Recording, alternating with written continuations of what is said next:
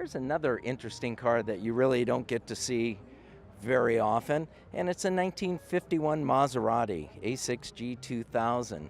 And this is a Farina, or Pininfarina bodied at the time. I think it was Farina then. And this, interesting, it was the Riverside International Auto Museum had this car foundation, and I think Bill Losi restored it, and it's a striking color. I mean, you can't help but notice it. And it's it's just another car that you don't often get to see, Concours or not. So it's very nice. We're happy to see it here.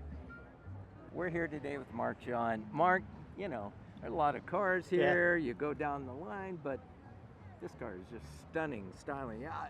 What's the exact story on this?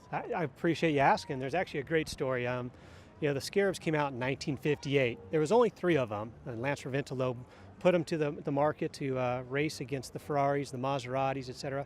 It's American rich heritage story out there. And I had an opportunity to be involved in a project to bring a car to life. This is a recreation of the 1958 Scarab as raced by Augie Paps and later owned by Augie. Augie was gracious enough to let us use his car to get all the details, the specs, the dimensions, etc. And along with building the project, we had Harry Hoyer, who was the owner and a driver of the Meisterbrow racing team. Well, that was an interesting story because Lance raced them first and then he sold them off, didn't he? Yes, you know your story very well. So Lance decided he wanted to go race Formula One. So he kept one of the cars, turned it into a daily driver, and the other 2 he sold off, and Harry Hoyer of the Meisterbrow racing team is the individual that purchased the 2 cars. So there's that rich racing history. And then this car, like I said, was put together using a number of participants that were part of the original team. Don Devine, Nick Decker, Augie Paps, Harry Hoyer. And the really cool thing about it is when this car was completed, I also had Bruce Kessler, who, as you know, got Lance into racing and was the originator here. And Chuck Pelly, who designed this body back in 1958 when he was only 18 years old. 18 years old. Isn't that crazy? On a napkin. On a napkin. Yeah. And those 2 gentlemen. Look at the lines. Yeah, and those 2 gentlemen came and they looked at the car and they said this is exactly like the original. And they were gracious enough to also sign the underside of the car. And so we got their signatures saying we authenticate that this is exactly like the ones that we had.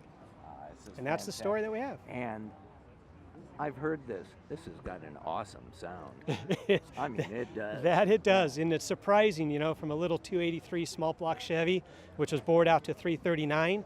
It's got the Hillborn mechanical fuel injection system in there and Corvette heads. This thing's pushing out almost 450 horsepower, and that's what they had in the day. Wow.